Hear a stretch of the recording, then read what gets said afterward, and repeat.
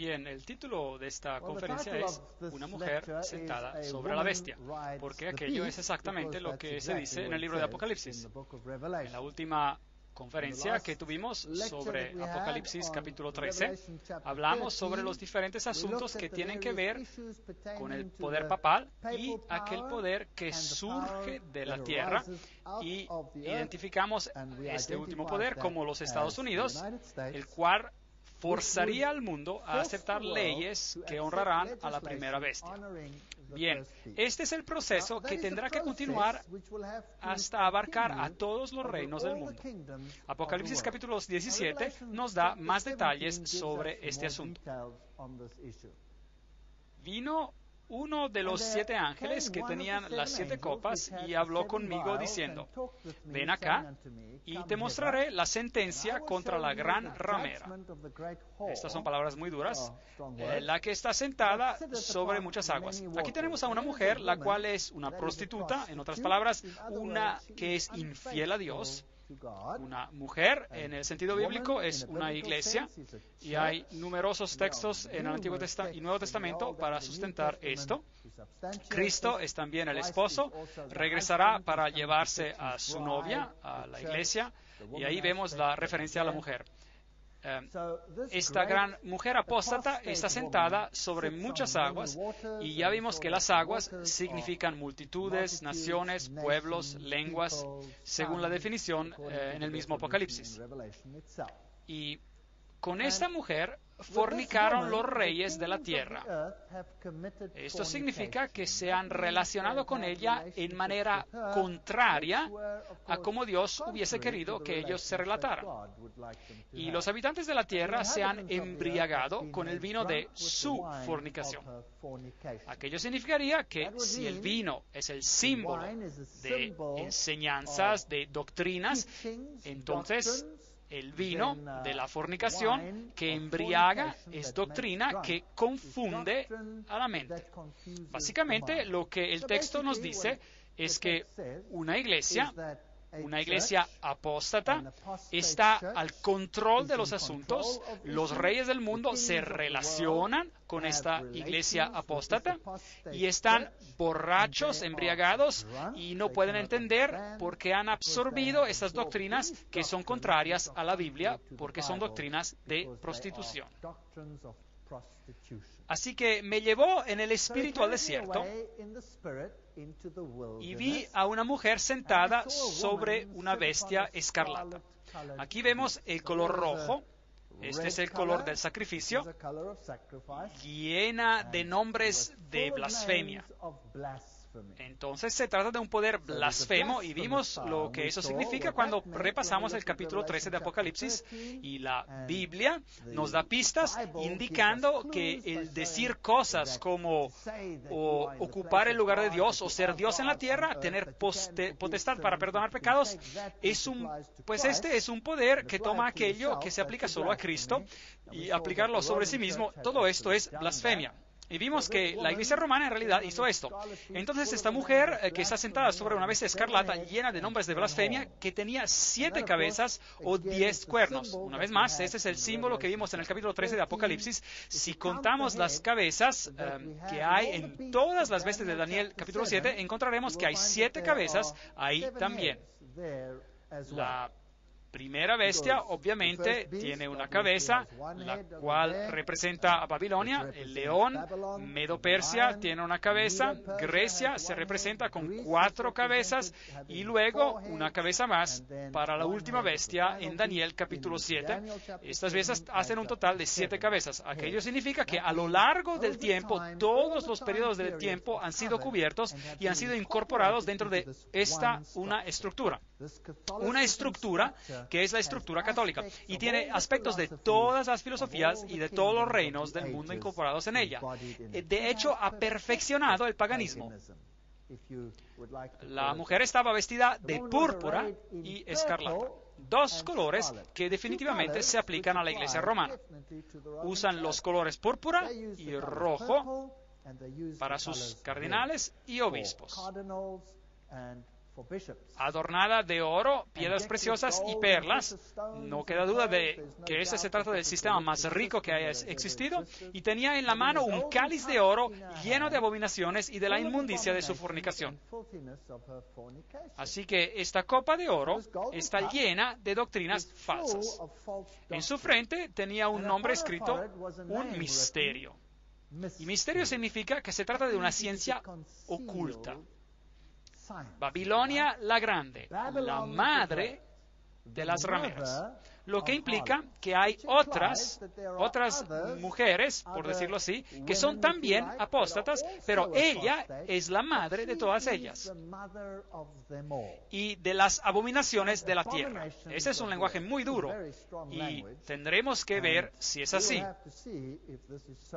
Bien, démosle un vistazo a la bestia de 7 cabezas. En Salmo 74:14 leemos: Tú aplastaste las cabezas del Leviatán y lo diste por comida a los habitantes del desierto.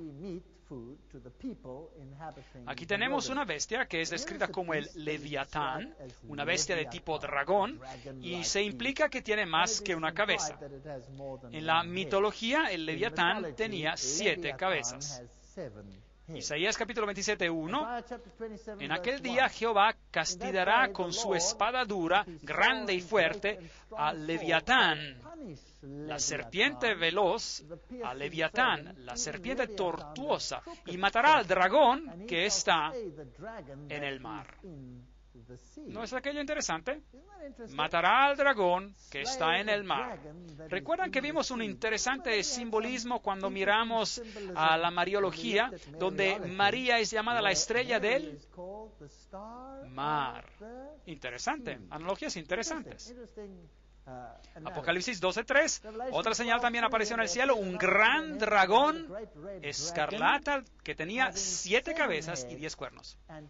Entonces en Isaías tenemos a un dragón y no sabemos cuántas cabezas tiene. Tenemos a un Leviatán en Salmos 74:14, lo cual se aplica al dragón en Isaías 27:1, y en Apocalipsis vemos que tiene 7 cuernos. ¿Se da cuenta de cómo todo encaja? Si usamos el paralelismo podemos encontrar todas las cabezas que necesitamos. Y en sus cabezas tenía 7 diademas. Entonces, este dragón, en Apocalipsis 12, capítulo 12, es un poder que gobierna, está en control. Él es el príncipe de este mundo. Jesús llamó a Satanás el príncipe de este mundo. Apocalipsis 13:1: Me paré sobre la arena del mar y vi subir del mar una bestia que tenía 7 cabezas y 10 cuernos, y en sus cuernos tenía 10 diademas, y sobre sus cabezas nombres de blasfemia. Entonces aquí tenemos una división en 10 cuernos, es decir, 10 reinos. En los cuernos, 10 diademas, lo que significa que la bestia gobernó con estos 10 reinos, y este es el tiempo de la Edad Media, cuando Roma gobernó por medio de los poderes de Europa. Apocalipsis 17:3, me llevó en el espíritu al desierto y vi a una mujer sentada sobre una bestia escarlata, llena de nombres de blasfemia, que tenía 7 cabezas y 10 cuernos. Obviamente, esta es la representación del reino de Satanás a través de todos los tiempos. Y en Apocalipsis 17 también veremos la culminación de su poder en los eventos finales, justo antes de la segunda venida de Jesucristo. Entonces, el dragón tiene 7 cabezas. En el libro de Apocalipsis, las cabezas denotan poderes políticos por medio de los cuales el dragón opera. Pero únicamente por interés, es interesante que Satanás intentó 7 veces de establecer su reino de poder absoluto. Primero hubo una guerra en el cielo, y la respuesta de Dios fue de expulsar a Satanás del cielo. Luego, Adán y Eva, y en el mundo prediluviano, allí él intentó establecer su reino. La respuesta de Dios a Adán y Eva fue la promesa de la redención, el sistema de sacrificios. Luego, el próximo intento del enemigo fue a la Torre de Babel. Ese fue su siguiente intento de establecer unidad de todas las naciones en la tierra. La respuesta de Dios, confundir las lenguas, separando a las naciones. Interesante. Luego, durante la encarnación, él pensó que si él lograba destruir a Cristo, podría establecer a su reino. Y la respuesta de Dios fue la victoria sobre el pecado, y la muerte fue dándole la vuelta a una aparente derrota y convirtiéndola en la victoria más grande que el universo haya visto. El enemigo intentó establecer su reino mediante la Roma pagana, y la respuesta de Dios fue lo que vimos bajo la iglesia de Esmirna. La gente estaba preparada a morir en vez de ser eliminados. Intentó después establecer su reino mediante la Roma papal, y la respuesta fue la reforma. Por ningún lado el enemigo pudo tener éxito. Habrá un tiempo final cuando él tratará de establecer su reino, una situación donde todas las naciones se junten en un gran nuevo orden mundial. ¿Es eso posible? Eso sería interesante. 7 veces intentó, y hay una respuesta por parte de Dios, la cual yo llamo el fuerte clamor y de la medianoche. Pero hablaremos sobre esto en otra conferencia, es algo complicado. Apocalipsis 12:3 dice, otra señal también apareció en el cielo, un gran dragón escarlata, que tenía 7 cabezas y 10 cuernos, y en sus cabezas tenía 7 diademas. Este poder entraría en guerra contra otro sistema en la tierra. Obviamente, el sistema que representa al pueblo de Dios. Entonces hay un dragón que ataca a la mujer vestida de blanco, y esta guerra continuará hasta la venida de Cristo, según nos dice la Biblia. Entonces esta criatura que encontramos en Apocalipsis 13, que salió del mar, nos dice cuáles son los atributos de la autoridad papal. Este es un sistema que tiene todos los atributos del cuerno pequeño en el capítulo 7 de Daniel. Entonces es el mismo sistema, y nos dice que tiene componentes de Medo-Persia, porque tiene patas de oso, tiene la filosofía griega en ella. De hecho, toda la teoría de la evolución está basada sobre la filosofía griega. De allí se puede rastrear. Tiene componentes griegos en ella, tiene los componentes babilónicos en ella, lo cual nos tomaría toda una conferencia para mostrar la comparación entre la religión babilónica y el catolicismo. Hay una conferencia titulada El vino de Babilonia, la cual ya vimos sobre este asunto. Esta criatura tiene los 10 cuernos que representan a este poder final, el cual eventualmente controlará al mundo entero. Entonces, cabezas de leones con 10 cuernos, y una mujer Por supuesto, representa una iglesia, el brazo eclesiástico que controla a todos los poderes políticos, vestida de púrpura y rojo y sosteniendo esta copa en su mano. Y vi a una mujer sentada sobre una bestia escarlata llena de nombres de blasfemia. Apocalipsis 17:3. La púrpura y escarlata y el oro y las piedras preciosas. Roma es la institución eclesiástica más rica en el mundo entero. Los tesoros que están en el Museo Vaticano aturden a la mente. Son increíbles. Y en esta copa de oro hay todas estas abominaciones de sus falsas enseñanzas. Ya hemos visto que ella es llamada un misterio. Algo que es misterioso o un misterio es algo que obra de ocultas en secreto. Y además ella es la madre, misteriosamente, ella es la madre de todas las rameras. ¿Controla ella acaso a todas las iglesias en el mundo que son apóstatas hacia Dios? ¿Es eso una posibilidad? Bien, no nos hemos enfocado en ese asunto con gran detalle aún, pero sí lo haremos en una próxima conferencia. Apocalipsis 17:5, la antigua religión babilónica y el antiguo culto al toro, todo esto, estas religiones antiguas, encontraremos todos estos aspectos en Roma. Segunda de Timoteo 4:4 dice, y las personas apartarán de la verdad y del oído y se volverán a las fábulas. Entonces, la iglesia eventualmente sucumbirá, fallaría y en vez de creer en la salvación mediante el Cordero de Dios, que fue sacrificado por los pecados del mundo, tendría todo tipo de nociones que satisfacerán sus propios egos. Salmos 116:13 dice, tomaré la copa de la salvación e invocaré el nombre de Jehová. Entonces, ¿qué escogeremos? ¿Usaremos los sistemas del mundo y nos pondremos cómodos? ¿O vamos a invocar el nombre del Señor y seremos excluidos? Aquella es la opción que tenemos. La Torre de Babel, una mujer llamándose a sí misma Babilonia, o la Biblia la llama Babilonia, y todas estas características encajan en ella. Segunda de Tesalonicenses habla sobre este misterio en el capítulo 2, versículos 7 a 10, ya que este misterio de iniquidad está ya obrando. Este obrar de manera oculta ya estaba en efecto en el tiempo cuando esto fue escrito. Cuando Pablo escribió estas cartas, este poder ya estaba obrando. Ahora, aquí hemos tenido conferencias donde vimos a los padres de la iglesia temprana con sus ideas gnósticas corruptas. Y las encontramos en todos los escritos masónicos del obispo de Alejandría, de Constantinopla, y todos estos con las ideas de Orígenes. Entonces este poder estaba obrando inclusive en los tiempos de Pablo. El gnosticismo se estaba sublevando, creciendo. De hecho, Eliphas Levi nos dice que Simón Magus fue el padre del movimiento gnóstico moderno dentro de la misma iglesia. Entonces este misterio estaba obrando en el tiempo de los apóstoles. Solo que hay quien al presente lo detiene hasta que él a su vez se ha quitado de en medio. Y entonces se manifestará aquel impío a quien el Señor matará con el espíritu de su boca. ¿Qué significa eso? Y destruirá con el resplandor de su venida.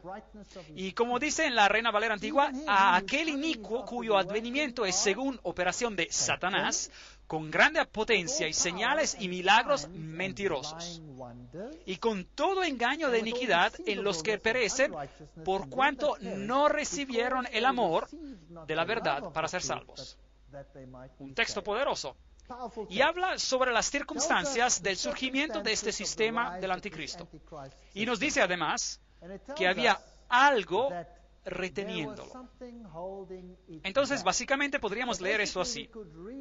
Aquel que lo retiene será quitado de alrededor del medio y entonces el impío será revelado.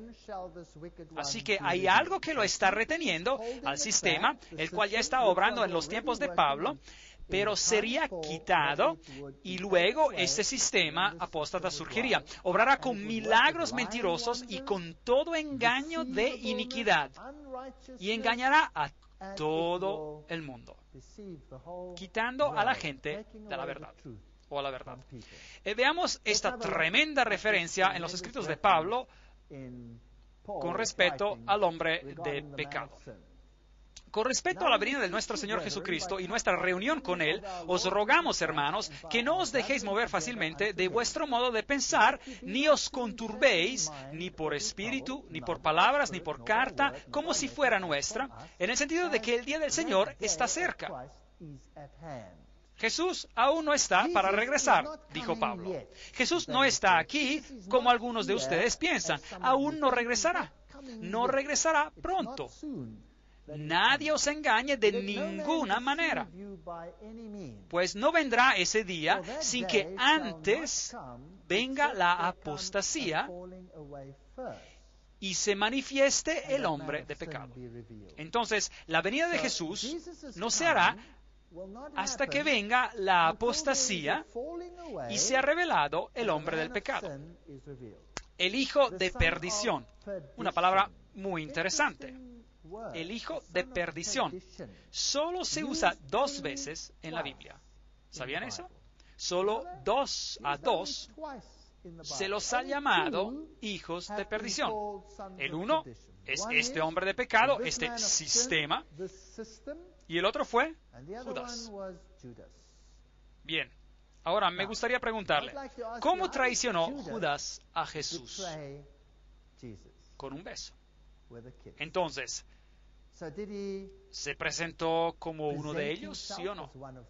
¿No es posible entonces que este sistema, el hijo de perdición, se presente a sí mismo como un representante de Jesucristo y traicione a todos con un beso? ¿Es esta una posibilidad? El cual se opone y se levanta contra todo lo que se llama Dios o es objeto de culto, tanto que se sienta en el templo de Dios como Dios, haciéndose pasar por Dios. Hemos visto que el papado en realidad hizo esto. Y este es el espíritu del anticristo, el cual vosotros habéis oído que viene y que ahora ya está en el mundo. Primero de Juan 4:3. Entonces este poder estaba obrando en el tiempo de Juan y en el tiempo de los apóstoles. No se trata de un poder futuro que, como muchos creen, vendrán al mundo en algún momento en el futuro, como enseña el futurismo alrededor del planeta.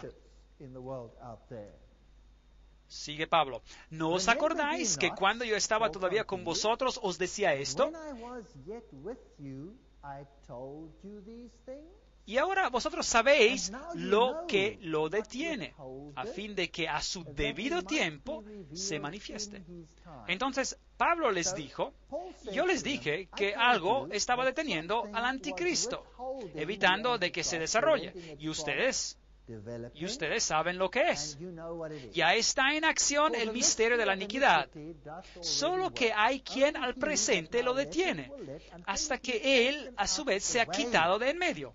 Otra traducción dice, hay uno que está deteniendo a aquel mal hasta que él se ha quitado de en medio. Entonces algo estaba preveniendo que este poder surgiera. Y cuando aquel algo se ha quitado de en medio, entonces vendrá el anticristo. Y entonces se manifestará aquel impío a quien el Señor matará con el espíritu de su boca y destruirá con el resplandor de su venida. Dios luchará contra este sistema con la palabra de Dios. Y finalmente lo destruirá con su venida. Aquella es la promesa. El avenimiento de este impío, que es obra de Satanás. Y tenemos una vez más este texto de cómo él obra.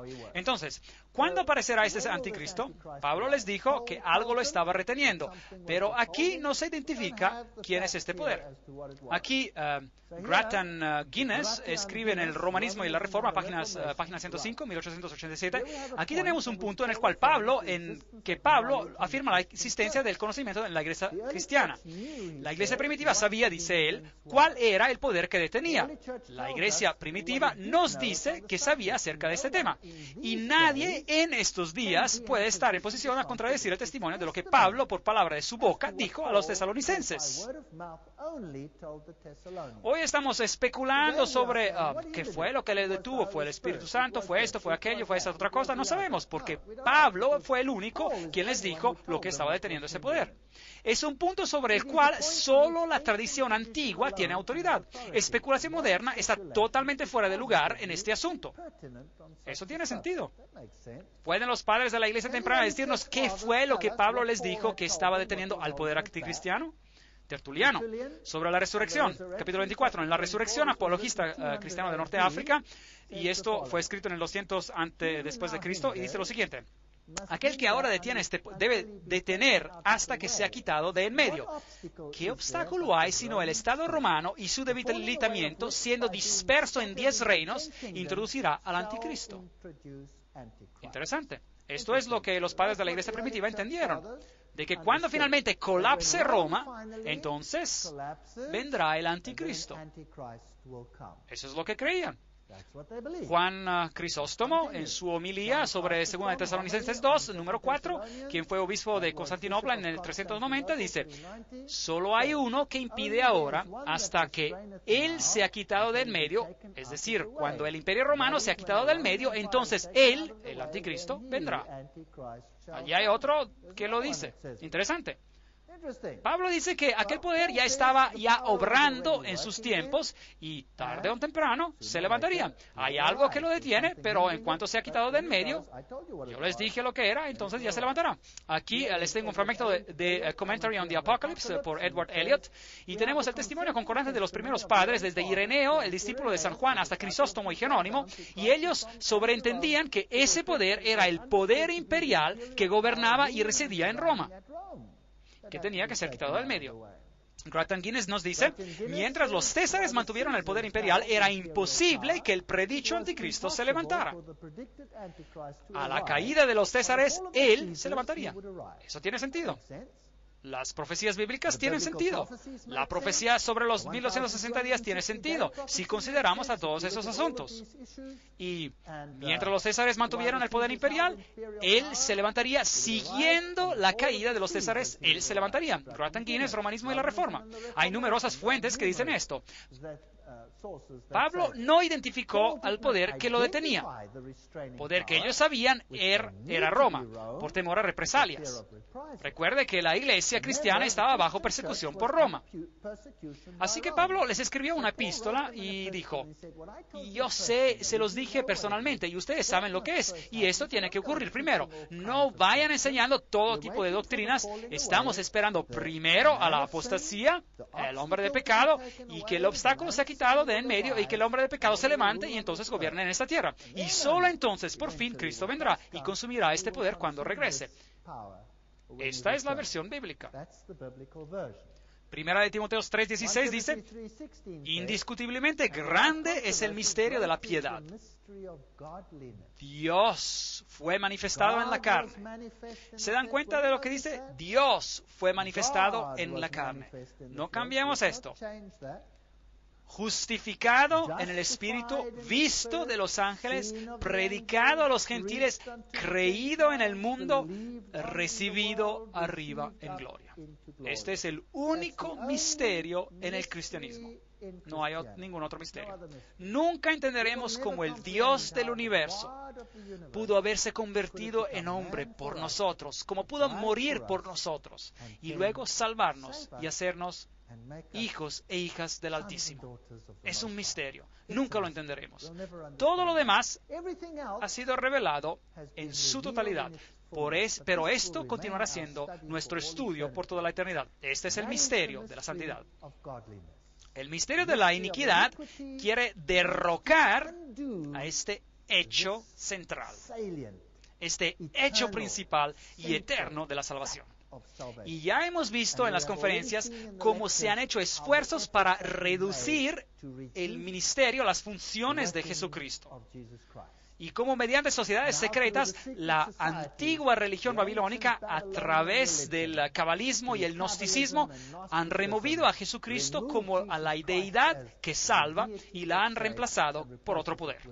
Hemos visto a las sociedades islámicas secretas y hemos visto lo que enseña el Corán de que Jesús no fue el Hijo de Dios y que Él nunca murió y que su sangre no fue derramada por nosotros, que fue llevado repentinamente, que Él fue espiritualizado, que nunca vino en la carne. Y todos estos asuntos, ¿ven? Esta es la doctrina central de la Roma de hoy. Y es también la teología de la Vulgata, la versión bíblica en latín. Los templarios, los rosicrucianos, los jesuitas, la masonería, todos ellos se aferran a esta doctrina central. 2 doctrinas en el mundo. O no 100 o 200, no 300 ni 500. 2 doctrinas en el mundo. Todas con diferentes fachadas. Todas controladas por un mismo poder. Parece increíble. Recuerden la historia de Bel, ya hablamos sobre esto, el templo de Bel, y donde vimos a la mujer con una linda minifalda. ¿Usted pensó que la minifalda era algo reciente? No, no, no, no, es bien antigua, allí está. Y bien, esta señorita, bueno, no sé si era una mujer de vida de noche o mujer de vida de día, pero esta señora con la copa dorada en su mano representa a la adoración a Baal.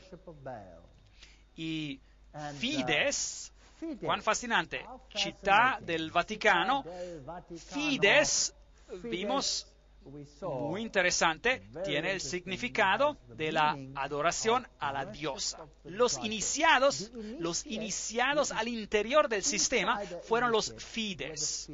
Y no sabríamos lo que es aquello si no tuviésemos esta linda cita de parte de Albert G. Mackey, masón de 33 grados, que dice que la mano derecha en todas las edades ha sido estimada como un emblema de la fidelidad. Y nuestros hermanos antiguos adoraban a una deidad con el nombre de Fides. Fides o fidelidad, que en ocasiones era representada por 2 manos derechas unidas, lo que también hace la masonería, y a veces por 2 figuras humanas agarrándose de las manos derechas. Numa fue el primero en levantar un altar a Fides, en nombre bajo el cual la diosa de los juramentos y honestidad era adorada. Las obligaciones tomadas bajo su nombre eran consideradas más inviolables que cualquiera otras. Aquí hay un misterio. Les estamos mostrando un lado, una fachada, pero en realidad enseñamos otra cosa. En Morales y Dogma, página 292 en inglés, si recuerda, vimos los símbolos secretos. Aquí teníamos la PX, la cual se encuentra en muchas plataformas de predicación, púlpitos y altares de hoy en día, y que recibe connotaciones cristianas para los de afuera, los goyim, para los catecúmenos. Pero aquí el iniciado, el informante mismo, nos dice que el símbolo representa el cetro de Osiris, entonces es la representación del miembro masculino sentado en un barco. Bien, también nos dijo que los otros símbolos que vemos acá son símbolos paganos, el Tau y esta cruz aquí, y las esvásticas o cruces gamadas de este lado o del otro, y las estrellas de David, y luego esta declaración interesante, las vestimentas del sacerdote de Horus estaban cubiertas con estas cruces, y luego tenemos la cruz de Malta. Y ya les mostré que el papado tiene esos símbolos en sus vestimentas. Y los obispos las usan también. Estos son los sacerdotes de Horus. Este es un misterio. Hay que ver detrás de las fachadas para descubrir al misterio. La mitra que ellos usan sobre sus cabezas, que hoy se ve muy parecida a esta, representa la cabeza del pescado del dios Dagon, lo cual significa Dag-on, el dios pez. Entonces la cabeza de pescado, más tarde la capa fue removida, la capa de pescado fue reemplazada por una túnica roja o púrpura o de cualquier otro color, pero la mitra con la cabeza de pescado abierta se mantuvo. Allí lo vemos en relieves de Babilonia, en el Museo Pergamum. Vemos al pez con la boca abierta y la mitra en la cabeza de los sacerdotes de Babilonia. Y allí tenían las cubetas de agua y tenían pequeñas ramas de hisopo que mojaban con el agua y la rociaban sobre los muros. Y eso es exactamente lo que hace el papado. Los obispos caminan con su agua bendita. El papa tiene una rama de hisopo y con ella rocía a las personas. Ese es el ritual babilónico. Es limpieza mediante Babel. Bab, la puerta. El significa Dios. Babel, la puerta a Dios. Jesús dice, yo soy la puerta. Yo soy la entrada. Jesús es la puerta. Solo hay un camino al cielo. Y aquel es reconociendo nuestro estado pecaminoso y aceptando el sacrificio vicario del Hijo de Dios, quien murió por nosotros. Aquel es el único camino hacia la salvación. Pero Babel dice, no tenemos otra puerta hacia Dios. Esta es una historia fascinante. Tendremos que darle un vistazo en otra conferencia. ¿Sabe ustedes cuántos Bab hay en el mundo hoy? Todos se llaman Bab, Sibab, Bab, usted nómbrelo, hay muchos Bab, muchas puertas en el mundo, debemos cuidarnos de todos esos Bab. Solo hay una Bab, una puerta que nos lleva a Dios, y aquella es Jesús. No, solo una puerta. Pero Él tiene otra manera de limpiar. Jesús dice, te rociaré con hisopo, el papado dice, no. Yo lo haré. Usted será salvo mediante el sistema. No hay otra forma. Las dos ideologías chocan. Frente a los sacerdotes, la gente se arrodillaba, les besaban sus sandalias y sus anillos. Esto es paganismo. Aquí hay el símbolo de Shamash, que usted encontrará en todo lado en el mundo hoy. Es increíble dónde se encuentran en símbolos de Shamash. Los gnósticos, fundados por Simón Mago, quien según Eliphas Levi se convirtió en el hechicero de Nerón. Histoire de la magie, página 189, Historia de la magia. Esas son fuentes muy prominentes. Levi, a la gente le gusta tener aquel nombre en la parte trasera de su... Bueno, ya saben, muy prominente. Y si usted va a Roma, este es un símbolo que usted encontrará allí. Se encuentra en las afueras de aquel antiguo templo pagano, donde todas las religiones eran honradas. Y en la parte inferior hay una forma cuadrada que es masona, luego hay un elefante por encima y luego está este símbolo en la parte superior con una cruz y todos dicen, oh, eso se ve muy bello. A no ser que, por supuesto, usted sepa que la forma cuadrada es un símbolo, o el cubo, es el símbolo de las antiguas deidades, y que el Elef es el alfa, y el Elef, la primera letra, el elefante, el cual es el toro del este. Entonces, en el hinduismo aún tienen al Elef como el símbolo del dios Sol, y en hebreo es el toro, y encima la parte que le faltaba a Osiris y encima del todo se encuentra el Tau. Entonces tenemos la muestra completa de adoración pagana en este símbolo de acá en el catolicismo. El rojo y púrpura son los colores. ¿No es esto fascinante? Que ellos creen que tenemos el conocimiento del bien y del mal. Entonces encontraremos que el Papa siempre estará vestido en blanco. Él representa al lado blanco, al lado luciferiano. Y su otro lado, su compañero, si desea llamarlo así, aquel que es el dictador militar de todo esto, ¿qué color usará? Negro. Entonces, la cabeza de la orden jesuita siempre usa negro. Entonces tenemos ambos lados del conocimiento del bien y del mal. La mujer estaba vestida de púrpura y escarlata, adornada de oro, piedras preciosas y perlas, y tenía en la mano un cáliz de oro lleno de abominaciones y de la inmundicia de su fornicación. Palabras muy fuertes. Si miramos a la corona papal, la triple corona papal que viene de Medo-Persia, si usted poseyera solo aquella corona, probablemente se podría pagar toda la deuda de los Estados Unidos de Norteamérica si se vendiera. Y los sacerdotes que ofician Ellos usan los mismos colores y, por supuesto, ellos celebran la misa, la cual es el sacrificio literal de Jesucristo una y otra y otra y otra vez. Sentado en el trono papal, ante el altar principal de San Pedro, el Papa San Pablo escucha el famoso sermón sobre el Papa San Juan del cardenal Schroeder, ofrecido durante la segunda sesión del concilio. Ese sermón inicia así: hubo un hombre enviado de Dios cuyo nombre era Juan. Muy interesante. ¿Qué sucedió en el segundo concilio? Bueno, en el segundo concilio todos fueron una vez más invitados a participar de la hermandad de las iglesias, excepto que Roma sería la madre y todas las demás permanecerían como hermanas. ¿No les parece eso interesante? Interesante. La idolatría era la adoración en el sistema antiguo. La idolatría es la misma adoración en el sistema actual. Exactamente lo mismo. Pero la idolatría toma varias formas. La idolatría no es simplemente arrodillarse ante una estatua. La idolatría puede también tener otro significado. ¿Y no sería interesante si supiésemos que Roma controlaba aquel otro aspecto también en su totalidad? ¿Completamente y plenamente? Bueno, hoy no podemos analizar todos los sistemas de idolatría. Eso sería imposible.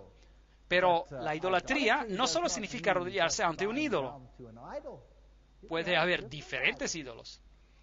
¿Qué hay sobre los deportes mundiales? ¿Y quién controla los deportes mundiales? Bueno, si miramos a los símbolos que ellos tienen, cada uno de estos superclubes deportivos tiene un símbolo masón. Es muy interesante. El equipo de fútbol más grande en el mundo, Manchester United, inclusive usa directamente el diablo. ¿Por qué no? Me parece bien a mí. Escaleras de masonería, cabríos masones, símbolos de Shamash. ¿Por qué no? Esos son los equipos más grandes del mundo. ¿Y qué tal de todos estos? Hay animales de la oscuridad. Tenemos caballos voladores, lo cual es Pégaso. Hay todos estos símbolos interesantes con pentagramas y escudos de Malta y símbolos del sol y pentagramas y leones de 2 cabezas y cabras. Todos los símbolos y flores de lis. Ustedes imagínense y lo van a encontrar.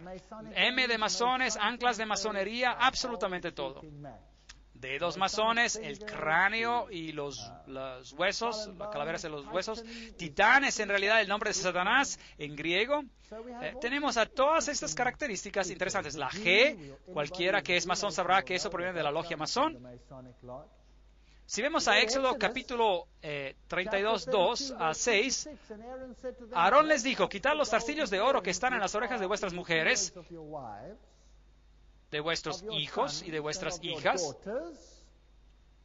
Bueno, hoy en día los aros son muy populares. Y traédmelos. Hizo de ello un becerro de fundición. Aarón proclamó: mañana será un día de fiesta dedicado a Jehová. Y al día siguiente madrugaron, ofrecieron holocaustos y presentaron ofrendas de paz. Y luego se sentó el pueblo a comer y a beber y se levantó a regocijarse. ¿Cómo fue que se divirtieron? ¿Cómo cree que se divirtieron?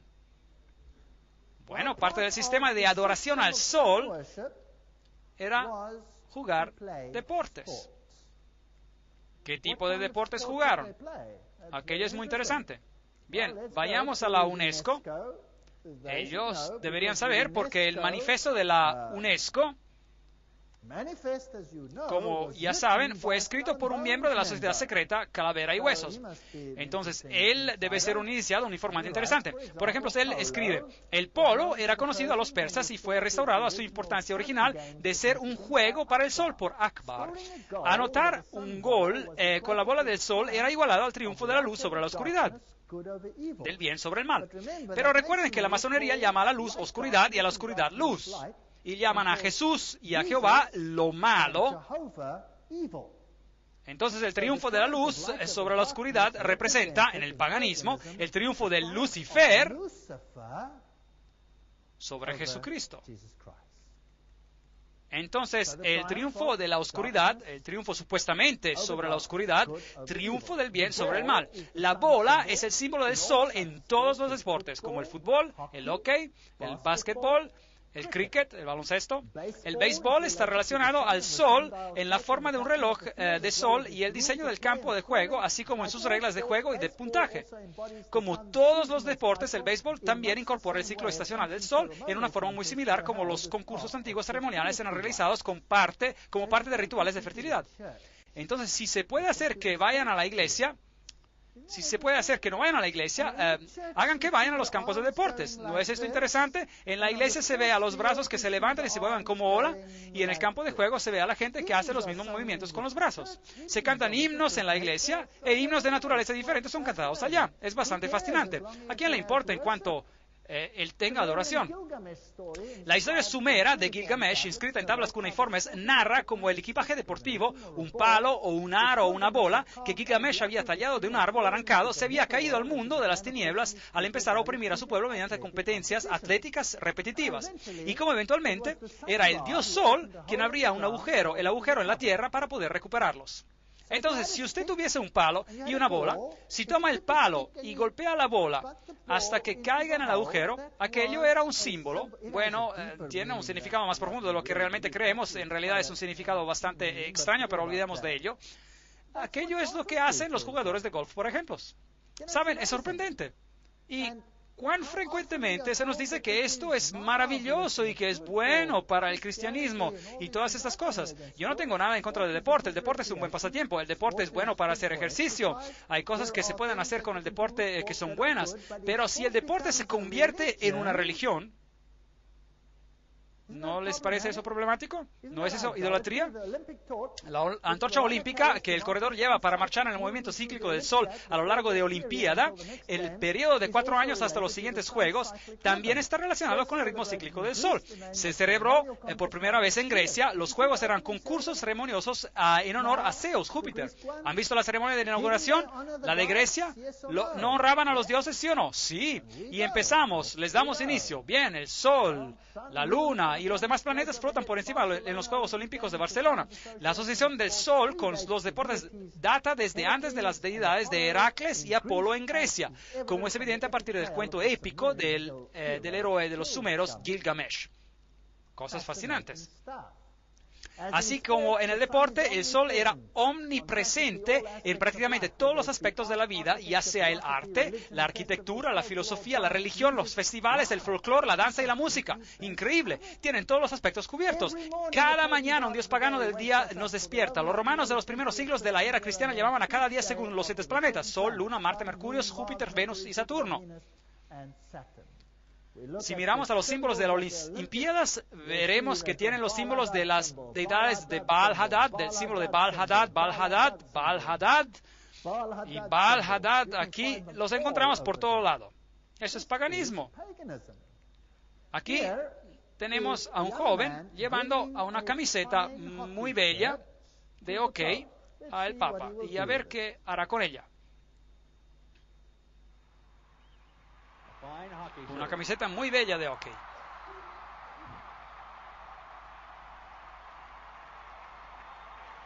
Increíble. Aquella es una camiseta bendita. Entonces, la masonería controla todos estos asuntos para Roma hoy en día. El mundo de los deportes, el mundo religioso, eso es fascinante. Me pregunto cuánta idolatría está oculta en el misterio. ¿Y cuánto más quiere revelarnos la Biblia acerca de esta sorprendente historia de Apocalipsis 17? Esta es una foto de la Basílica de San Juan de Laterán. Ahora la Basílica de San Juan de Laterán es la iglesia principal en Roma. No San Pedro, allí es donde el papado está, activo y hace las cosas principales, pero aquí es donde el Papa es coronado. Y aquí es donde el Papa habla ex cátedra. De nuevo, por favor, vea que se llama Iglesia de San Juan. Recuerden que les dije previamente el secreto de San Juan de los Templarios y cómo eran juanistas, si deseamos llamarlos así. El vino de su fornicación, la madre de las iglesias, Mater Ecclesiae. Apocalipsis 17:5 dice que es la madre de todas las rameras. Apocalipsis 18:7 dice, yo estoy sentada como una reina, no soy viuda y no veré llanto. Isaías 47:8 dice, yo soy, y fuera de mí no hay otra, no quedará viuda ni conoceré orfandad. Entonces, si las iglesias se separaron de ella, quizás las recuperará, ya que dice, no conoceré orfandad. Dominus Iesus, ninguna iglesia es hermana nuestra, insiste el Vaticano, 5 de septiembre de 2000, en el Independiente, de Independent. Increíble. La Iglesia de Roma cumple con cada una de las profecías.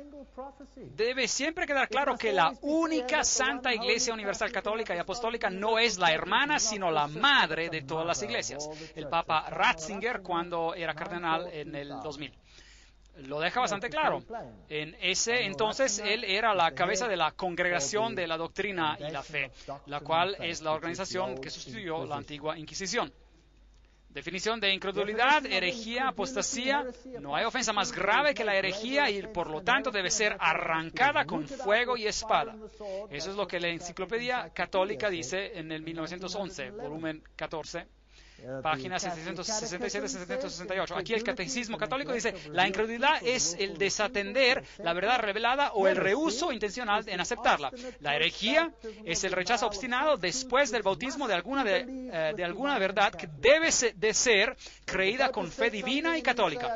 Entonces, si el Papa ha dicho algo y usted dice, yo no creo en ello, usted es un hereje y debe ser arrancado con fuego y espada. Bien, el protestantismo dijo eso, no queremos aceptar más de ella, y dijo también, no lo creemos. Entonces el Western Watchman dijo en el 1914, el protestantismo no es una religión, nunca fue una religión. Lo único que se podría decir acerca de ellos es que fue una forma de violación y robo teniendo una fachada de religión.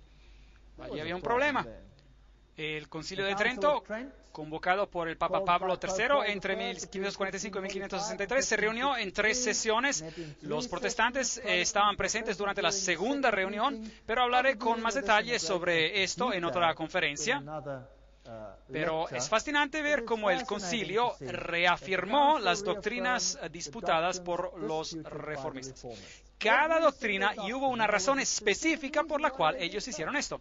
¿Por qué perdió la reforma en el concilio de Trento? Una historia fascinante, pero es muy larga para discutirla ahora. Las doctrinas que se reafirmaron fueron la transubstanciación, que el cuerpo de Cristo se forma literalmente durante la misa, justificación por fe y obras, la misa medieval fue ratificada, defendida, los 7 sacramentos fueron confirmados, el celibato se mantuvo, la doctrina del purgatorio, vemos que esto ahora está siendo reafirmado nuevamente en las Biblias modernas, las indulgencias fueron reafirmadas, el poder del Papa fue incrementado, de tal manera que todo el poder resta sobre un hombre. Entonces, después del Concilio de Trento, de verdad, todo el poder recayó sobre un hombre, lo cual se llama ultramontanismo, y verdaderamente el Papa representa al hombre de pecado, lo cual es la transgresión de la ley. Bien, ¿qué tal si cambia la ley? En aquel caso, no solo la transgrede, sino que tiene la audacia de cambiarla. Aquí tenemos un sistema completo, como la Biblia dice que sería. Transubstanciación, maravillosa dignidad de los sacerdotes, en sus manos como en el vientre de la bendita Virgen María, el Hijo de Dios es encarnado. Miren el poder del sacerdote, la lengua del sacerdote hace que Dios se forme en un cachito de pan, es mucho más que crear al mundo. Así que ellos se sienten muy bien acerca de esto. El canon primero, sesión de 13 del Concilio de Trento, dice, si alguno niega que en el sacramento de la más sagrada Eucaristía se encuentra verdaderamente, realmente y sustancialmente el cuerpo y la sangre juntos con el alma y divinidad de nuestro Señor Jesucristo y consecuentemente al Cristo entero, pero dice que Él está allí solo con un símbolo, con una figura o fuerza, que sea esta persona un anatema. Hay un problema. Yo no voy a aceptar esto porque Jesucristo fue sacrificado con una sola ofrenda, hizo perfectos para siempre a los santificados. Hebreos 10:14. Entonces yo tengo un problema con esta declaración. Entonces cuando celebramos la misa en el sentido católico romano, esto no es recordar al Señor, hasta que Él venga otra vez. Ese es el vino de su fornicación. ¿Cierto o falso? Y lo que hace es crucificar perpetualmente a Jesucristo en la cruz. Él se queda allí todo el tiempo. Es crucificado una y otra y otra y otra vez. Es por ello que otro de sus símbolos es un crucifijo, porque allí es donde les gustaría que Jesucristo se quede, en la cruz. Pero mi Jesús ya no está en aquella cruz. Él está en el cielo. Y Él pronto regresará como el Rey de reyes y el Señor de señores. Recuerde el perdón de pecados, Lucas 5:21, blasfemia, si afirma que usted como hombre puede perdonar pecados. Perdón de los pecados. El Hijo del Hombre tiene autoridad en la tierra para perdonar pecados. Fue lo que le dijo al paralítico. A ti te digo, levántate, toma tu cama y ve a tu casa. Jesús probó que él tenía esa autoridad. Pero el sacerdote tiene el poder de las llaves o el poder para liberar a los pecadores del infierno, de hacer que sean dignos del paraíso y de cambiarlos de ser esclavos de Satanás a ser hijos de Dios. Y Dios mismo está obligado a permanecer por el juicio de sus sacerdotes y ya sea perdonar o no perdonar. Vimos esta cita ayer. Esas son las doctrinas del vino de fornicación. María la Mediatrix, ahora Jesús desaparece. 1854, el Papa Pío IX declaró a María Inmaculada. 1951, el Papa Pío XII definió y reforzó la doctrina de la asunción corporal de María. El Catholic Layman de julio de 1856 dice, el pecador que se aventura a ir directamente a Cristo llega con temor y aprensión de su ira. Dejen que solo utilice la mediación de la Virgen con su hijo y todo lo que ella tiene que hacer es mostrar a aquel hijo los pechos que le dieron de lactar y su ira será inmediatamente apaciguada. ¡Qué doctrina más absurda! Es realmente repugnante. Podría mostrarles diapositivas donde yo he estado en la Gruta de la Leche. ¿Alguien sabe acerca de la Gruta de la Leche en Belén? Donde la leche de María es rociada hacia las paredes y es un lugar santo autentificado por el Papa. Ese es un ritual antiguo de fertilidad del paganismo. Imagínense a un hijo hoy en día, si su madre estuviese molesta con él, o si él estuviese molesto con su madre, y ella se mostraría sus pechos. ¿Qué pensaría él? Pensaría, madre, ¿qué pasó? ¿Se ha enloquecido? Eso es paganismo. Es un culto a la fertilidad. Estas son declaraciones por los santos católicos. Aquel que no recurre a María cae y se pierde. A María se la llama la puerta. Espera un momento. Jesús dice, yo soy la puerta. No hay otra puerta, dice Jesús. María es la puerta al cielo porque nadie puede entrar a aquel reino bendito sin pasar a través de ella. El camino hacia la salvación no está abierto a ninguno a no ser que sea a través de María. La salvación de todos depende en que sean favorecidos y protegidos por María. Aquel que es protegido por María será salvo, y el que no es protegido por ella se perderá. Nuestra salvación depende de ti. Dios no nos salvará sin la intercesión de María. Dígame, ¿no es este el vino de su fornicación? El Papa dice, María debe ser una diosa. María soll Göttin werden. Luego está el dogma de la Asunción. Ya hablamos sobre este tema. Solo les estoy mostrando ahora en Apocalipsis para ver cómo todo encaja. Ya hemos hablado de todos esos temas. La tradición, la infalibilidad y las escrituras. Por Bonaventure Himwood, portavoz del papado, más respuestas a sus preguntas, nos dice que el Papa es infalible. La Biblia, ya tratamos con este tema, el índice de los libros prohibidos, el Textus Receptus está prohibido, pero la versión jesuita de la Biblia no lo es.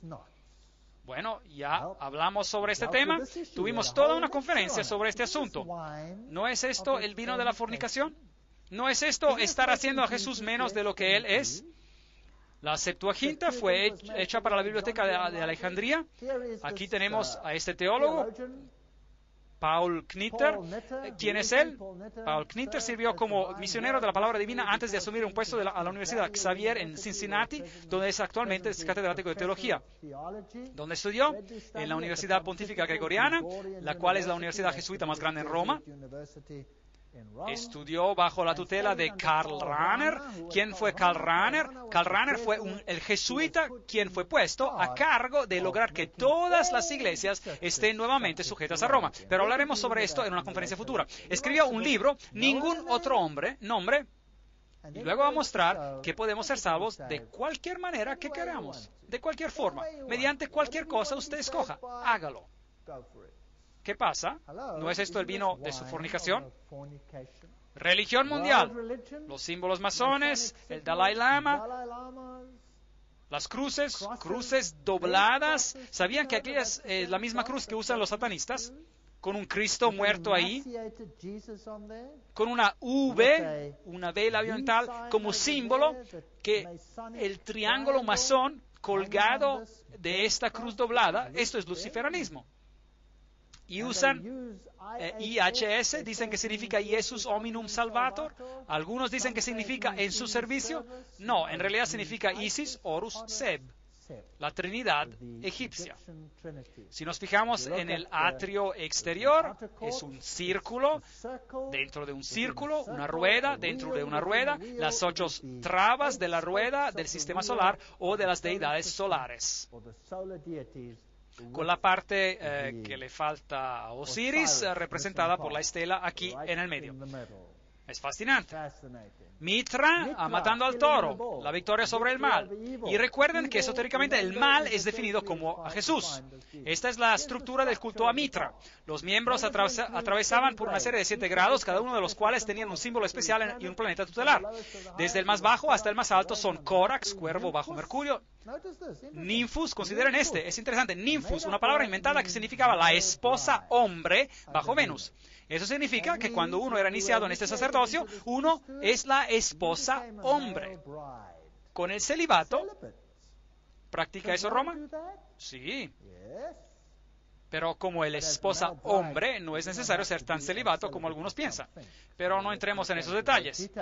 Miles, el soldado bajo Marte, Leo, el león bajo Júpiter, el persa bajo la luna, Heliodromus, el mensajero del sol bajo el sol, y finalmente Pater, padre bajo Saturno. Era posible que un iniciado mitraico fuera miembro de más de una secta. A las mujeres no se le permitía convertirse en miembros. Eso es catolicismo. El catolicismo romano es mitraísmo. Ese es el aspecto persa del mismo. Aquí está su rama oculta. Esos son obispos peregrinos, controlan el ocultismo en el mundo, los secretos profundos de lo oculto. Todas las cosas a todos los hombres. Ahí el Papa recibe el tilak, recibe el bindi, la marca roja sobre la frente, que es el símbolo de Shiva, y Shiva es Lucifer. Aquí él besa el Corán, todas las cosas a todos los hombres. La Biblia dice en Apocalipsis 17:2, con ella han fornicado los reyes de la tierra. Bueno, aquí están, con la caída del comunismo, Lech Walesa, enfrente al Papa. Vemos a los reyes del mundo que han creado caos sobre este planeta, teniendo tratos con el papado. Vemos a Gorbachev con el papado. Vemos a los así llamados dictadores con el papado. En realidad, siendo parte integrante de ellos. ¿Por qué siempre que se visten de negro cuando visitan al Papa? ¿Por qué deben reflejar ambos lados de la historia de los masones? El conocimiento del bien y del mal. La reina de los Bilderbergers, el príncipe Felipe. Tenemos algunas cosas interesantes que decir sobre él. El príncipe Carlos es su vestimenta de negro con el Papa de blanco. Y aquí tenemos lo mismo ocurriendo con el mundo islámico. Por lo menos llevan la corbata negra, eso tiene puesto, y medias negras. Y ahí está Margaret Thatcher, allí está Carter, los japoneses, y Bush, y Blair. ¿Los reyes de este mundo trabajan con ese sistema, sí o no? ¿Hay algún sistema en este planeta que califique como ese sistema? Ignacio de Loyola, y por abajo ellos juntos. Y si usted está pensando sobre votar, Wahlkampf der Schädelgruftis.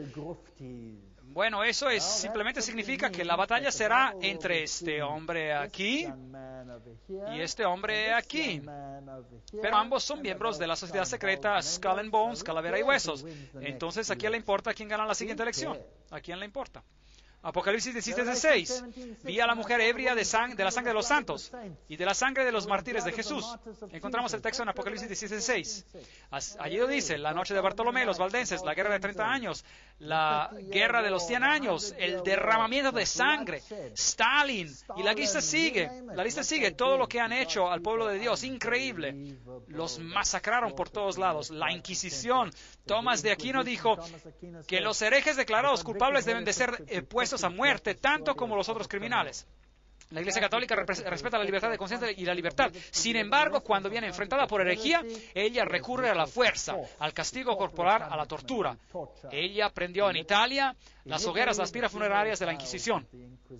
Ese es el único sistema que califica. Ya hemos hablado sobre el juramento jesuita. No voy a leérselo otra vez. Las terribles torturas por herejía, los herejes, es decir, los que quieren creer y decidir por sí mismos. Decidir por sí mismo lo que uno va a creer. Apocalipsis 17 nos da más información. Apocalipsis 17:7, el ángel me dijo: ¿por qué te asombras? Yo te diré el misterio de la mujer y de la bestia que la lleva, la cual tiene 7 cabezas y 10 cuernos.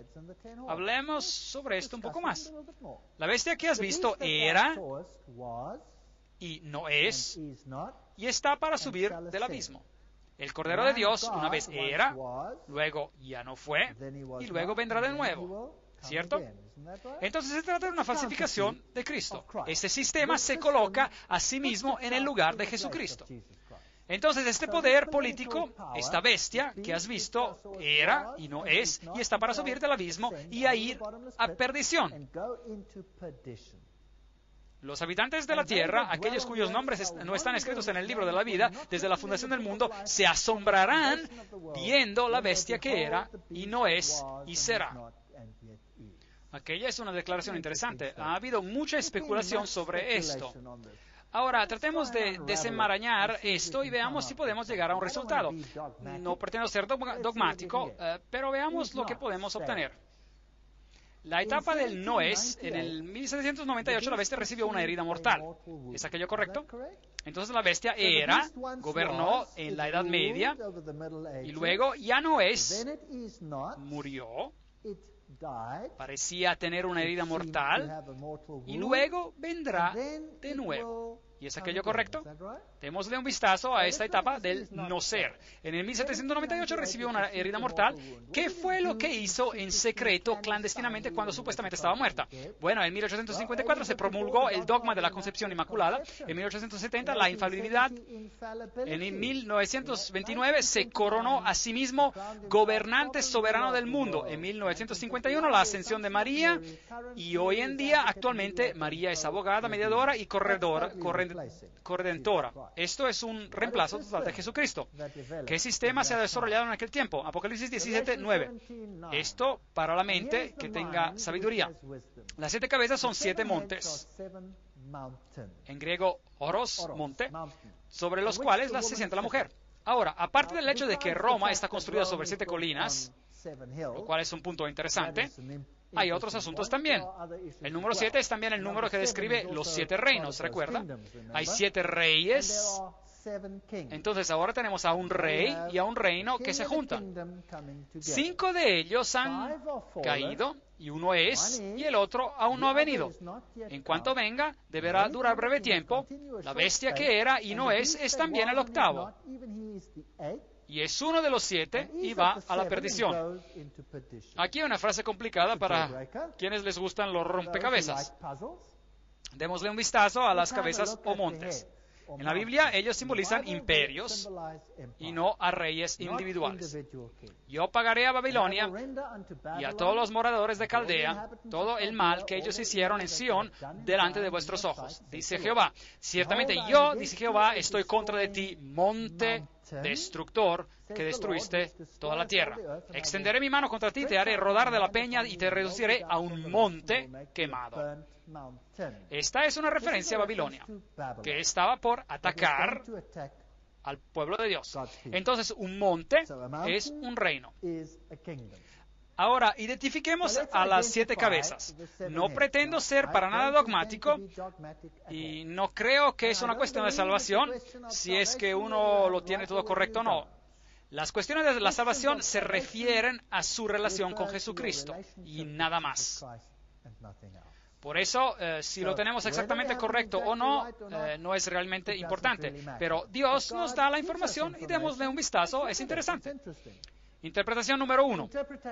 Si lo vemos considerando en el tiempo de Juan, las 7 cabezas representan a los principales poderes de persecución del pueblo de Dios a lo largo de las edades. Esta es una interpretación. 5 han caído. Ellos dicen Egipto, Asiria, Babilonia, Medo-Persia y Grecia. 5 han caído. 1 es, bien, mirándolo desde el punto de vista del tiempo de Juan, ese sería Roma. El otro está aún por venir. Aquel sería el papado. Esa es una interpretación que es bastante popular y muchas personas se apegan a ella. Y yo no tengo problema si alguien desea creer según esa interpretación, porque nos quedamos con este poder final, el cual obviamente es el que causa todos los problemas. El único problema que tengo con esa interpretación es cuáles son los poderes que quedan a un lado, debido a que Egipto, Asiria, Babilonia, Medo-Persia y Grecia son los que se mencionan. Estamos iniciando desde el tiempo de Juan. Por lo tanto, aquella es una suposición que se hace para desenmarañar esta profecía. Pero, ¿cuáles son hechos a un lado? Por ejemplo, si vamos a Ezequiel 16:26 y miramos a los enemigos de Dios, estaban los egipcios, estaban los filisteos, estaban los asirios, estaban los caldeos. Entonces, en aquella interpretación, los filisteos, por ejemplo, son excluidos. ¿Qué tal si yo no quisiera excluirlos? Entonces mi total sería, ya no sería 7, ¿cierto? Entonces, personalmente, no tengo un problema con la estructura principal, pero los detalles de esta explicación no me satisfacen mucho. Otra identificación de las 7 cabezas es la segunda interpretación. Usando a Daniel como patrón, lo cual parece ser lógico, porque el libro de Apocalipsis usa el simbolismo del libro de Daniel para transferirlo a esta situación que viene descrita en Apocalipsis.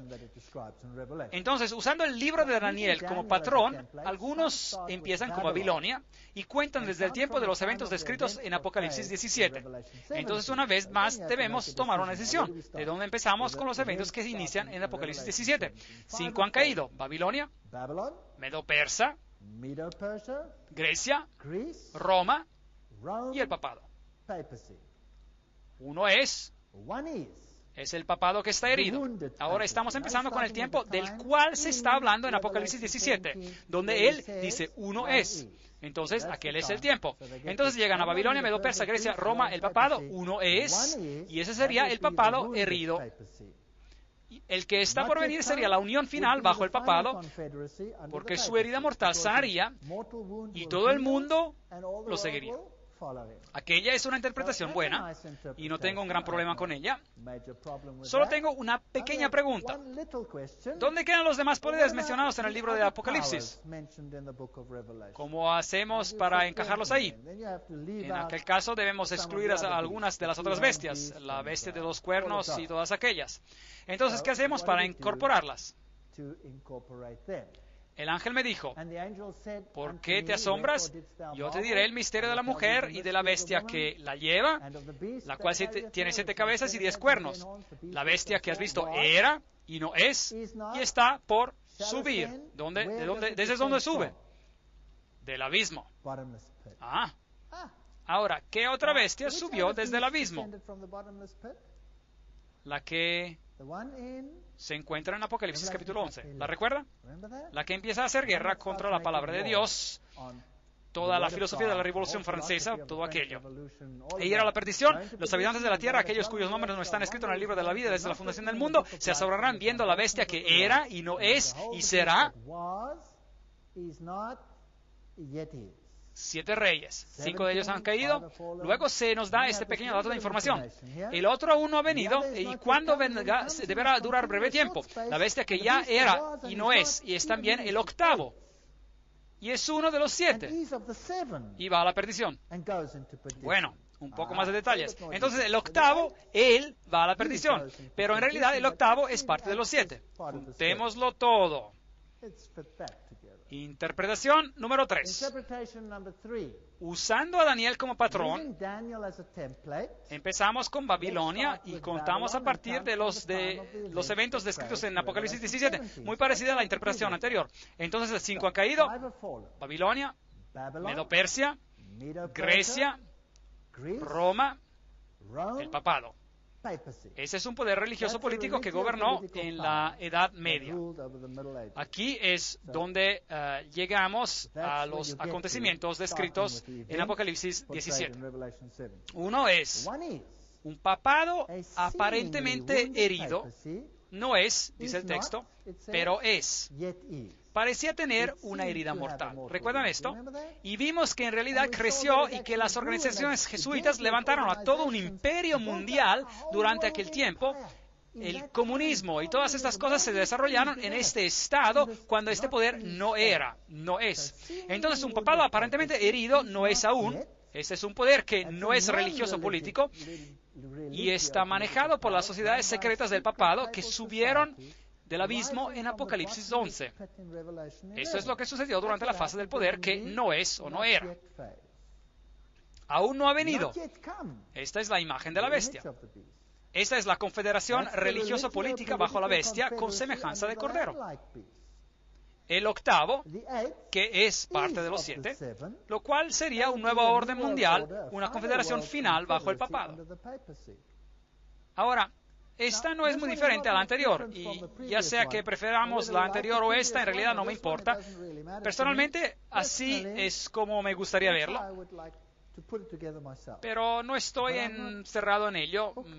Quiero decir que realmente nos interesa siempre y cuando el último poder termina siendo el papado, porque él sube y luego se va a la perdición. Pero este, para mí, incluye todas las imágenes que tenemos en el libro de Apocalipsis. Y es por esto que esta interpretación es lo que yo supongo el texto quiere decir. Los 10 cuernos que has visto son 10 reyes que aún no han recibido reino. Entonces, si esta es la etapa de la que estamos hablando, esta es la etapa del poder que no es, y hay 10 que aún no han recibido su reino, y aquello es para el futuro. Entonces, ¿qué significan esos 10? Pero recibirán autoridad como reyes por una hora, juntamente con la bestia. Debe haber alguna confederación. Entonces, 10 puede significar el número de totalidad, todos los reinos del mundo entero dando su poder a la bestia. O podría significar otra cosa. Estos tienen un mismo propósito: entregarán su poder y autoridad a la bestia. Pelearán contra el cordero. Se trata del poder que comandará la persecución en los tiempos finales. Y el cordero los vencerá, porque es Señor de señores y Reyes de reyes. Y los que están con él son llamados elegidos y fieles. Aquí se habla de la batalla final que ha de suceder. En el 17 de septiembre de 1973, el Club de Roma publicó un informe especial y altamente confidencial titulado El modelo regionalizado y adaptativo del sistema global del mundo. Algo fascinante. El cual fue enviado a la élite del poder para ser implementado. Este documento releva que el club ha dividido el mundo en 10 regiones políticas regionales, a las cuales se refiere a como reinos. Una manera de usar ese nombre que inquietantemente trae a memoria la terminología usada en el libro de Apocalipsis. Capítulo 13, 1-2. En 1974, los autores del informe Hialio Mesarovich y Edward Pestel publicaron sus averiguaciones en un libro, La humanidad a su punto decisivo. Sin embargo, en ese libro, el cual es dirigido al consumo público, han excluido la palabra reino. Esto proviene de una fuente muy buena, El camino a la ocupación global, Gary K. Entonces, el mundo está siendo dividido en 10 regiones. ¿Sabía usted que aún existen ciertas monarquías y ciertas familias reales en el mundo? Cosas bastante interesantes de las cuales quizá hablemos en las conferencias futuras. También me dijo, las aguas que has visto donde se sienta la ramera son pueblos, muchedumbres, naciones y lenguas. Y los 10 cuernos que viste y la bestia aborrecerán a la ramera y la dejarán desolada y desnuda devorarán sus carnes y la quemarán con fuego. Increíble. Entonces, primero tenemos los reinos del mundo entregando su poder a esta bestia, a ese sistema religioso, y luego este sistema religioso va y hace guerra en contra del pueblo de Dios. ¿Qué sucede después? ¿Tiene alguna idea? Dios coloca un seto de protección alrededor de su pueblo. Él los protege. Él los sostiene en la palma de su mano, así como lo hizo en Egipto. Y ellos hacen leyes en su contra. No pueden comprar, no pueden vender, no pueden hacer nada. Pero dice la Biblia, tu pan y tu agua estarán seguros. Caerán 1000 a tu diestra y 10,000 a tu siniestra, pero a ti no te tocará. Todas las promesas de Dios se aplican. Eventualmente intentarán en su ira de erradicar a este grupo que se aferra a las doctrinas que son contrarias a las doctrinas del mundo. Y Dios envía plagas. Y habrá mucho sufrimiento en la tierra. Y el pueblo de Dios está protegido. Eventualmente, inclusive estos poderes se dan cuenta que han sido ¿qué? Engañados, y se vuelcan furiosos y agresivos y destruyen al mismo poder que quiso destruir al pueblo de Dios. Aquello es lo que dice. Lo dice así. Realmente es fascinante. Ahora tome nota que interesantemente la queman con fuego.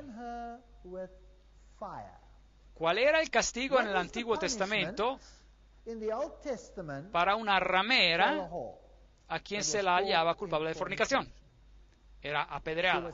Era apedreada a muerte. Pero esta está quemada con fuego, se quema con fuego. ¿Cuál fue el castigo para la hija de un sacerdote quien fue hallada en prostitución? Ella era quemada. ¿No les parece interesante? ¿Ve las analogías? Saben, la Biblia es un libro fascinante. Nadie me diga que este libro fue ideado por humanos. Y yo les diré que yo me voy a comer a ese proyector y a mi computadora si esto es cierto. Dios ha puesto en sus corazones la voluntad permisiva de Dios, porque estos reyes están perdidos, al ejecutar lo que Él quiso, de ponerse de acuerdo y dar su reino a la bestia hasta que se hayan cumplido las palabras de Dios. Y la mujer que has visto es la gran ciudad que reina sobre los reyes de la tierra. Esta grande Babilonia, controlada por la ramera de Babilonia. Ven acá y te mostraré la sentencia contra la gran ramera, la que está sentada sobre muchas aguas. Con ella han fornicado los reyes de la tierra y los habitantes de la tierra se han embriagado con el vino de su fornicación. Apocalipsis 17, 1 a 2. Este es el fin del asunto. Entonces, mi pregunta para ustedes en esta noche es, ¿tememos a este sistema hasta el punto de obedecerlo o nos aferramos a Dios? ¿Cuál es nuestra opción? ¿Por qué seríamos tan tontos de adherirnos a ese sistema si esto es lo que le sucederá? Seríamos tontos de no seguir a Dios. Aparte del hecho de que Dios tiene un hermoso carácter que nunca obliga a nadie y Él solo nos atrae a sí mismo, Dios está lleno de amor y bondad y gentileza. ¿Por qué sería tan tonto de querer seguir a ese sistema? Jeremías 50:24 dice, te puse lazos y sin darte cuenta caíste en ello. Babilonia, fuiste hallada y aún apresada porque provocaste a Jehová. Aquella era la tipología. Abrió Jehová su tesoro y sacó los instrumentos de su furor, porque esta es la obra de Jehová, Dios de los ejércitos, en la tierra de los caldeos. Venid contra ella desde el extremo de la tierra, abrid sus almacenes, convertidla en un montón de ruinas y destruidla, que no le quede nada. Matad a todos sus novillos, que vayan al matadero. ¡Ay de ellos! Pues ha venido su día, el tiempo de su castigo. Dios le pondrá fin a aquel sistema. Se oye la voz de los que huyen y escapan de la tierra de Babilonia, para dar en Sión las noticias de la retribución de Jehová nuestro Dios, de la venganza de su templo. Juntad flecheros contra Babilonia, a todos los que tengan arco, acampad alrededor de ella, y que de ella no escape nadie. Nadie escapará. Esa es la tipología. El final será el antetipo. Pagadle según su obra los millones que han muerto como consecuencia de ella, conforme a todo lo que ella hizo. Haced con ella, porque contra Jehová se ensoberbeció contra el Santo de Israel. Por ello sus jóvenes caerán en sus plazas y todos sus hombres de guerra serán destruidos en aquel día, dice Jehová, nación soberbia. Yo estoy contra ti, dice el Señor Jehová de los ejércitos, porque tu día ha venido, el tiempo en que te castigaré. Jeremías 50, 24, 31. Ese sistema tendrá su fin. Jeremías 50, 32. La nación soberbia tropezará y caigará, y no tendrá quien la levante. Prenderé fuego en sus ciudades y quemaré todos sus alrededores.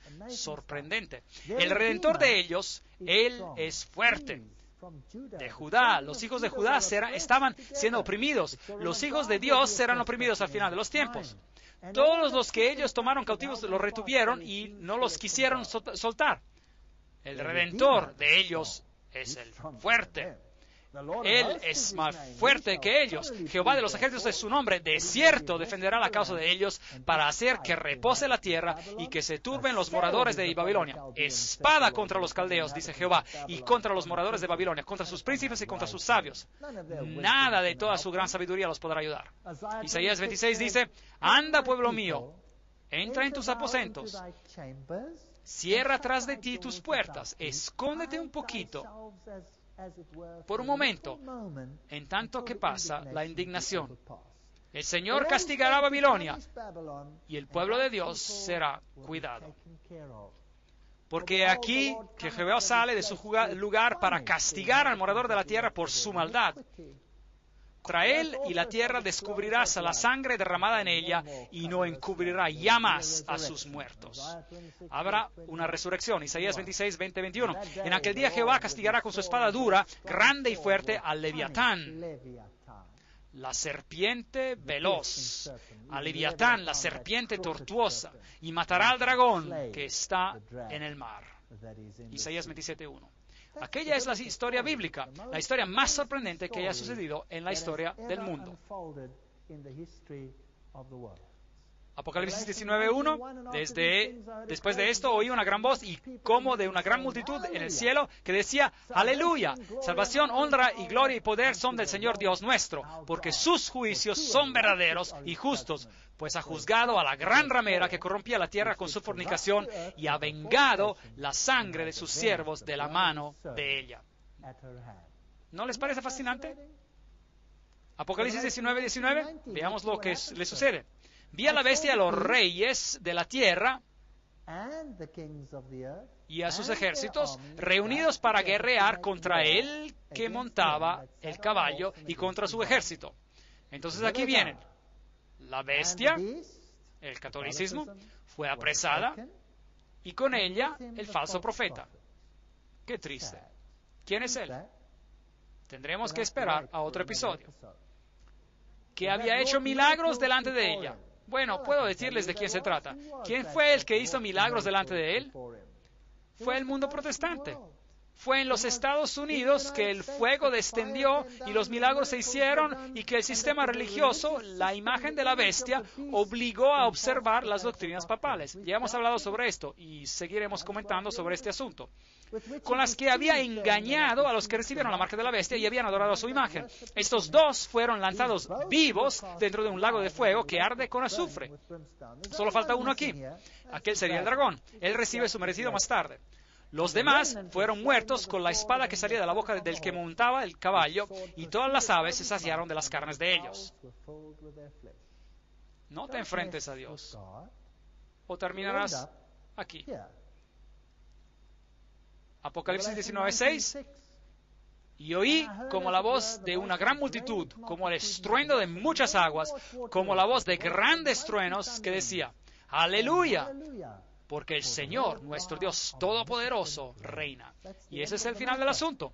Y nosotros no tenemos nada que temer. Nada. En la siguiente conferencia vamos a darle un vistazo al nuevo orden mundial y vamos a enfocar sobre algunos de estos asuntos que están sucediendo hoy en el mundo. Son cosas alarmantes que dan miedo, pero sin embargo, cuando vean que estas cosas están sucediendo, levanten sus ojos porque saben que vuestra redención está cerca. Lucas 21:28. Confíen en el Señor Jesús y no teman a nada. Gracias.